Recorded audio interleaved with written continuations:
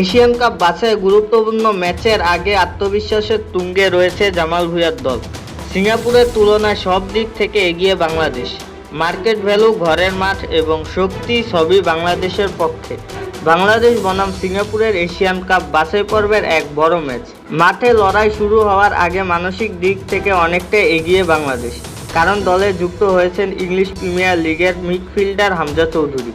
তার অন্তর্ভুক্তি সিঙ্গাপুরের জন্য একটা বড় ধাক্কা হয়ে দাঁড়িয়েছে। সম্প্রতি প্রকাশিত এক প্রতিবেদনে বলা হয়েছে, সিঙ্গাপুরের পুরো দলের মার্কেট ভ্যালু 2.83 মিলিয়ন ইউরো, অথচ হামজা চৌধুরীর একার মূল্য 4.5 মিলিয়ন ইউরো।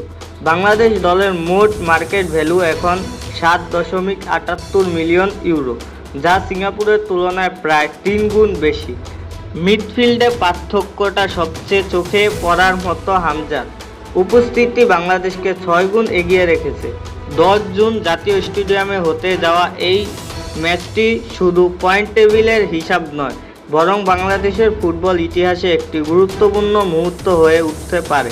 ঘরের মাঠ, পূর্ণ গ্যালারি এবং নতুন তারকা সব কিছু মিলিয়ে বাংলাদেশ দল মাঠে নামবে একদম আত্মবিশ্বাসী হয়ে।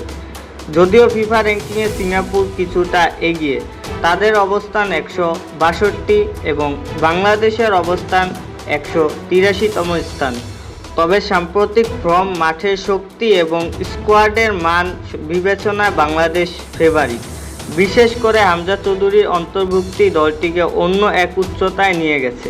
এশিয়ান কাপ বাছাই গ্রুপ সিতে শীর্ষে থাকা বাংলাদেশ জিতলে পয়েন্ট টেবিলে আরও শক্ত অবস্থান চলে যাবে। একই সাথে আসন্ন এশিয়ান কাপে স্থান পাওয়ার স্বপ্ন এক ধাপ এগিয়ে যাবে।